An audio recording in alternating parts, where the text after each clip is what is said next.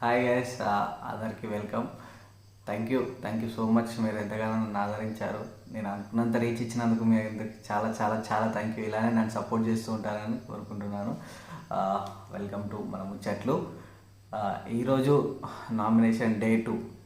ఈరోజు night current లేకుండా అందుకు కొంచెం రికార్డ్ చేయలేకపోయాను, అందుకే ఎర్లీ మార్నింగ్ చేస్తున్నాను. ఓకే, అనుకోకండి. ఫస్ట్ నా నామినేషన్స్లోకి వస్తే ఈరోజు కూడా మొత్తం మణికంఠ గురించి తిరిగినట్టుగా అయింది. నాకు ఎలా అనిపించిందంటే, లాస్ట్ సీజన్లో మనకు పల్లవి ప్రశాంత్ ఎలాగైతే అయిందో సేమ్ అలానే అందరూ ఇతన్ని నామినేట్ చేయడం, ఇతను బాగా ఎమోషనల్ అయిపోవడం, ఇతను ఎమోషనల్గా ఏదన్నా చేస్తున్నాడా లేదంటే నిజంగానే ఇతని పాస్ట్ తోటి నిజంగా అలానే సఫర్ అవుతున్నాడా అనేది అర్థం కాలేదు. కాకపోతే ఈరోజు మాత్రం చాలా ఎమోషనల్ అవ్వడం జరిగింది. అవన్నీ మనం ఈరోజు మాట్లాడుకుందాం, ఓకేనా? అండ్ నామినేషన్స్లోకి వస్తే ఆదిత్య గారు వచ్చేసి ఈరోజు పృథ్వీరాజ్ గారిని నామినేట్ చేయడం జరిగింది. పృథ్వీరాజ్ గారిని దేని గురించి అంటే, మన నిన్న బెజవాడ బేబక్క మీరు పని చేయట్లేదని నామినేట్ చేసినప్పుడు కానీ చాలా అగ్రెసివ్గా సమాధానం ఇచ్చాడు. అది నచ్చలేదన్నట్టుగా హీరో ఆదిత్య గారు నామినేట్ చేయడం జరిగింది. తర్వాత హీరో ఆదిత్య గారు మన అజయ్ శేఖర్ పాషా గారిని నామినేట్ చేశారు. అజయ్ శేఖర్ పాషా గారిని చేసిన రీజన్ ఏంటంటే, కొంచెం డల్ అయిపోతున్నారు, మీరు కొంచెం అప్పట్లాగా పని చేయట్లేదు, కొంచెం డల్ అయిపోయారు, లేజీగా ఉంటున్నారు, పడుకుంటున్నారు అనేసి ఆ రీజన్ వల్ల నామినేట్ చేశారు. అది అజయ్ శేఖర్ పాషా గారు కూడా ఒప్పుకున్నారు. ఎస్, నేను కొంచెం లేజీగా అంటే టైర్డ్ అయి ఉండే అనేసి ఒప్పుకున్నారు. Okay, sorry for the disturbance. RJ Shekhar Pasha గారు కూడా అది యాక్సెప్ట్ చేయడం జరిగింది. ఆఫ్టర్ దట్ పృథ్వీ గారు వెళ్ళి, అంటే మధ్యలో వచ్చిన బ్రేక్లో పృథ్వీ వెళ్ళి మళ్ళీ బెజవాడ బేబక్కకి పర్సనల్గా సారీ చెప్పారు.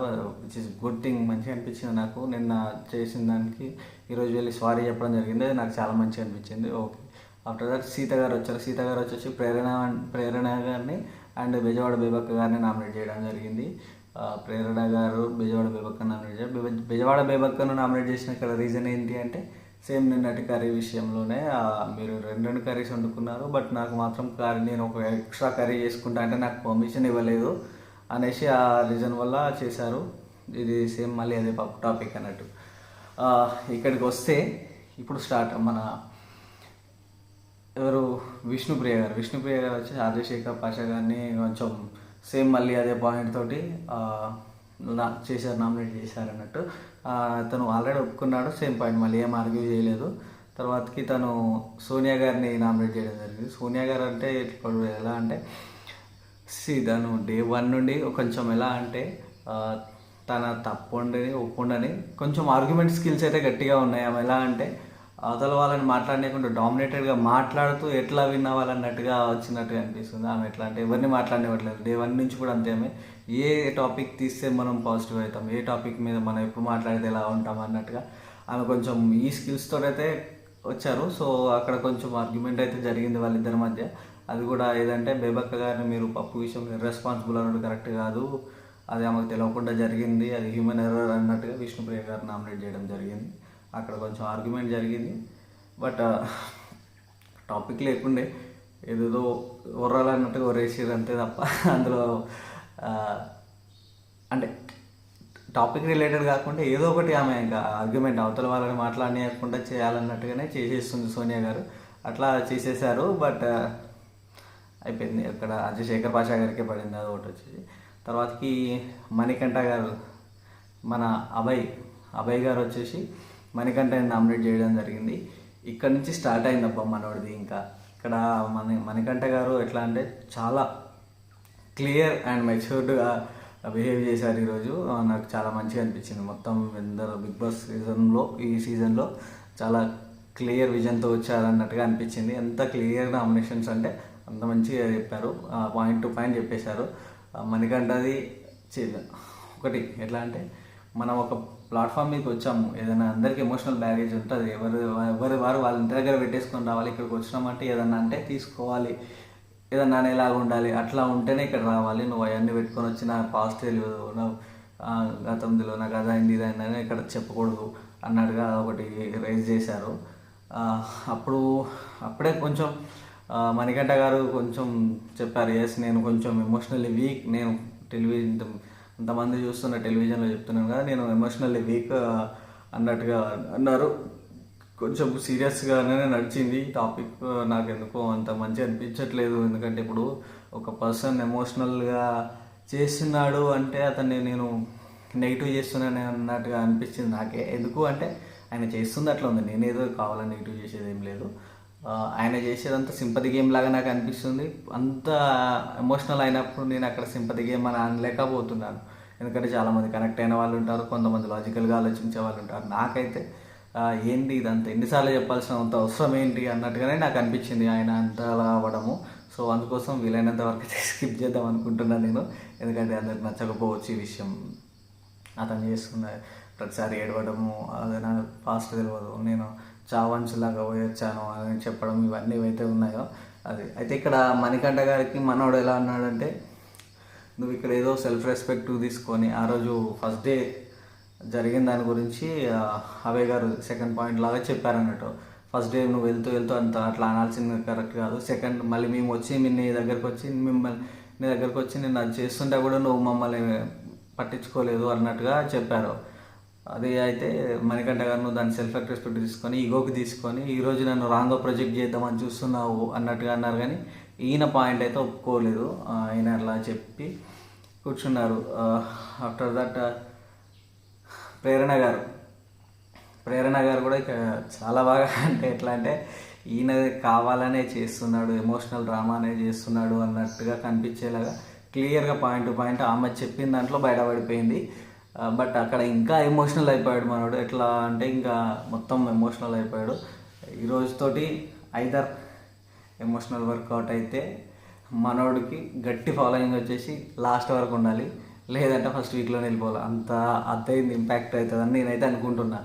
ఇక్కడ తను కూడా ప్రేరణ కూడా ఎట్లా అంటే క్లియర్గా మాట్లాడారని. ఎట్లా అంటే మణి గారు మీరు నా పాస్ట్ గురించి తెలియదు, నా గురించి మీకు తెలియదు, నేను కష్టపడ్డా, నేను నా బ్యాక్ స్టోరీ మీకు తెలియదు అని ప్రతిసారి అనడం కరెక్ట్ కాదు.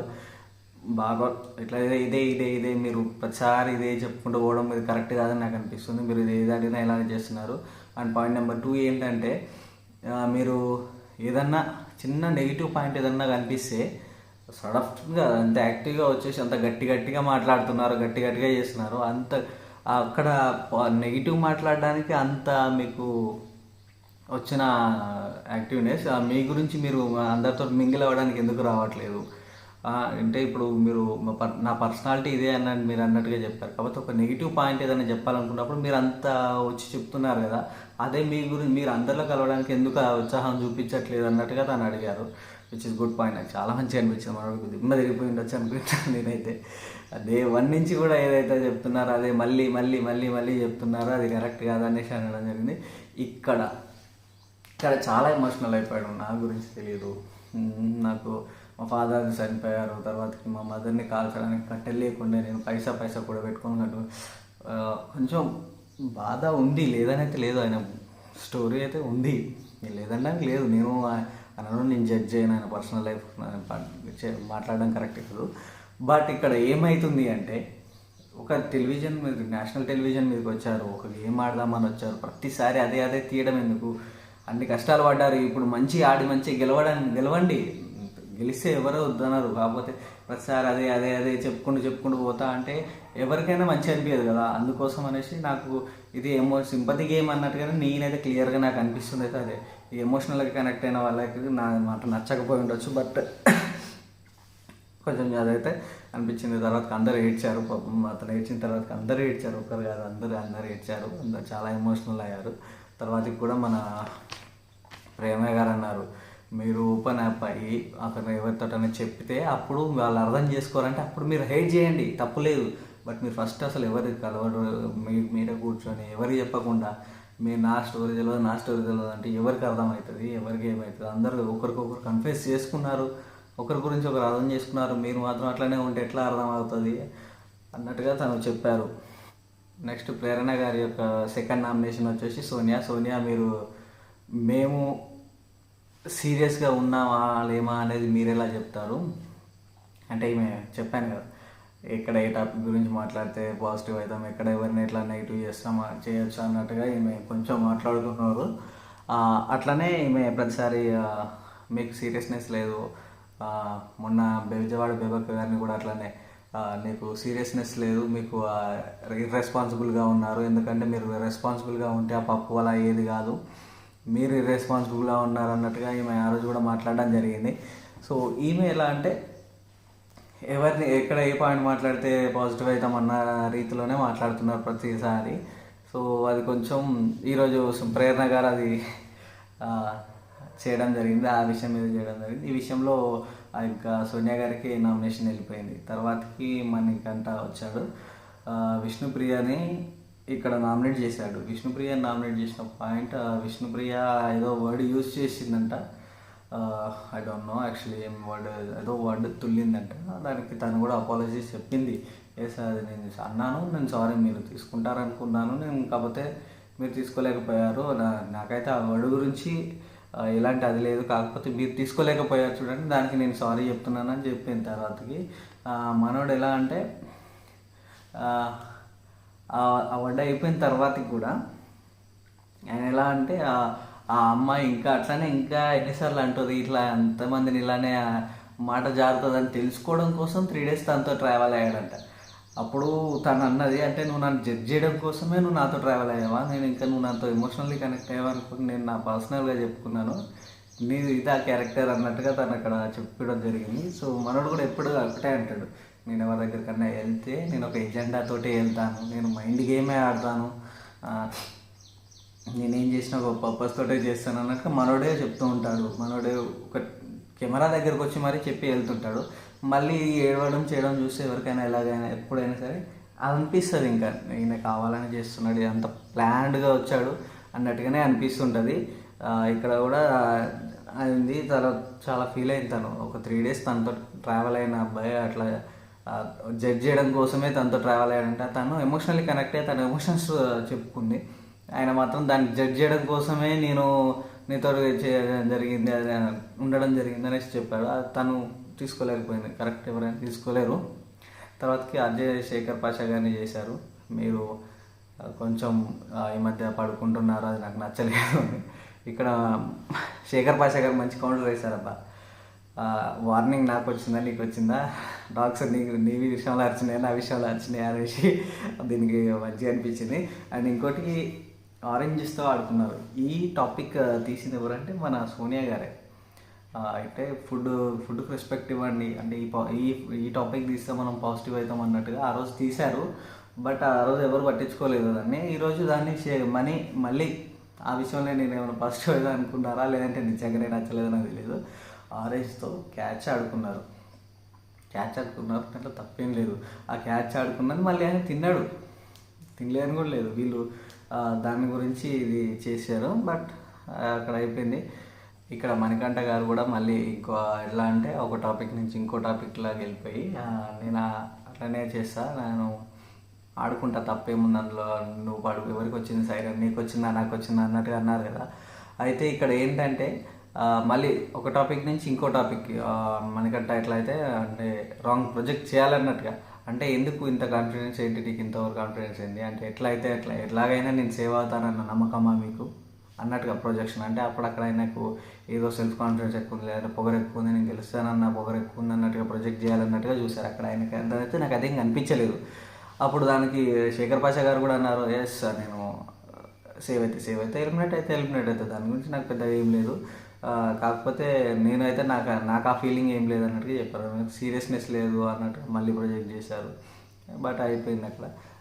సీరియస్నెస్ లేదంటే దేని గురించి లేదు, నాకు గేమ్ గురించి లేదా ఎట్లా లేదనేసి మాట్లాడింది. మళ్ళీ అక్కడ సేమ్ పాయింట్ వచ్చింది, అంటే నువ్వు ప్రతిసారి వచ్చి ఇక్కడ ఫ్లాష్ బ్యాక్ ఉంది, నేను ఏదో ఎమోషనల్ అయినా అనేసి ఏడ్చుడు అని ఏడ్చుడు అన్నట్టుగా డ్రామాటికల్గా చెప్పాడు.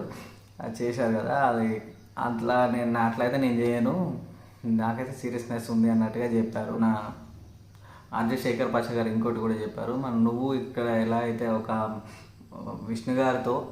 విష్ణుప్రియ నీకు అంత మంచి చెప్తే ఆ అమ్మాయితో ఉండి కూడా నువ్వు అందులో కూడా రాంగే ప్రొజెక్షన్ చేయాలన్నట్టుగా చేస్తూ, నువ్వేంటి ఇక్కడ ఏమైనా జడ్జ్ లాగా అనుకుంటున్నావా లేదంటే బిగ్ బాస్ అనుకుంటున్నావా, అందరిని ఇట్లా ప్రొజెక్ట్ చేయాలని నువ్వు చెప్పినట్టు చేయాలనుకుంటున్నావా అన్నట్టుగా మాట్లాడారు. రాంగ్ ప్రొజెక్షన్ చేస్తున్నావు అన్నట్టు చెప్పారు క్లియర్గా. ఎట్లా అంటే విష్ణుప్రియ నీకోసం నీకు మంచి చెప్పింది, తను నీకోసం తిరిగింది, ఆమెను కూడా రాంగ్ ప్రొజెక్ట్ చేసిన చూడు అక్కడ తెలుస్తుంది అన్నట్టుగా చెప్పారు. తర్వాతకి అక్కడికి అది వాళ్ళకి అయిపోయింది అబ్బా, ఇంకా ఆ టాపిక్ గెలకాలనుకోవట్లేదు మనది, ఆ ఎమోషనల్ అంతా పక్క పెట్టేద్దాం. ఆ తర్వాతకి పృథ్వీ గారు వచ్చారు. పృథ్వీ గారు వచ్చేసి మణి గారిని నామినేట్ చేశారు. మణి గారిని నామినేట్ చేసిన విషయం ఏంటంటే ఆ పప్పెట్ టాపిక్ ఏదైతే ఉందో, పప్పెట్ అన్నావు కదా అది కరెక్ట్ కాదు అన్నట్టుగా చేశారు. మళ్ళీ అక్కడ కొంచెం హీట్ అయింది. నువ్వు చాలా నెగిటివ్ పర్సన్, నువ్వు చాలా అది, ఇంకా నువ్వు ఎప్పుడు ఇట్లానే వండుకుంటుంటావు, నువ్వు అసలు అన్ఫిట్, అసలు అన్ఫిట్ అంతే బిగ్ బాస్కి, నువ్వు అసలు ఉండదు, అదే నా ఫీలింగ్, గట్టి ఫీలింగ్, అందుకే నేను చేసేస్తున్నా అన్నట్టుగా చేశారు. తర్వాతకి కూడా మనోడు ఎలిమినేషన్స్ ఇక్కడితో అయిపోయినాయి. కాకపోతే మనోడు ఇక్కడ చాలా ఇంకా వెళ్ళిపోయి బెడ్ మీద పడుకొని చాలా ఏడ్చాడు. తర్వాత చాలామంది వచ్చారు, కంట్రోల్ చేయడానికి చూశారు. మనోడు అదే చేశాడు. ఆఫ్టర్ దట్ బిగ్ బాస్ పిలిచి కన్ఫ్యూషన్ రూమ్కి పిలిచి అక్కడ కూడా బిగ్ బాస్ కూడా కంట్రోల్ చేస్తున్నాడు మాట, మనోడు చేస్తూనే ఉన్నాడు. మనకు కట్ చేశారు, అది ఎంతసేపు జరిగిందో తెలియదు. కాకపోతే మధ్యలో క్లిప్స్ చూస్తుంటే చాలాసేపే జరిగినట్టుగా నాకు అనిపించింది. అప్పటికి మనోడు ఏడుస్తున్నట్టుగానే చేస్తున్నట్టుగానే బిగ్ బాస్ అది మనకు మోరల్ సపోర్ట్ ఇస్తుంటారు, మంచి మోటివేట్ చేస్తుంటారు కదా, అలా చేసినా కూడా మనోడు అలానే ఉన్నట్టుగా నాకైతే అనిపించింది. లెట్స్ సీ ఇప్పటి నుంచి ఎట్లా ఆడతాడు ఏంటి అనేది. ఓటింగ్స్ అయితే స్టార్ట్ అయినాయి, అందరూ ఓటింగ్స్ చేయండి, ఇంకా మేము మీ కంటెస్టెంట్స్కి ఓటింగ్స్ చేయండి. ఒకరోజు దాని గురించి కూడా వీడియో చేద్దాం, 1 day before elimination, 1 day before అది కూడా చేద్దాము. థ్యాంక్ యూ, ఇలానే నన్ను సపోర్ట్ చేస్తూ ఉంటారని ఆశిస్తున్నా. Thank you so much.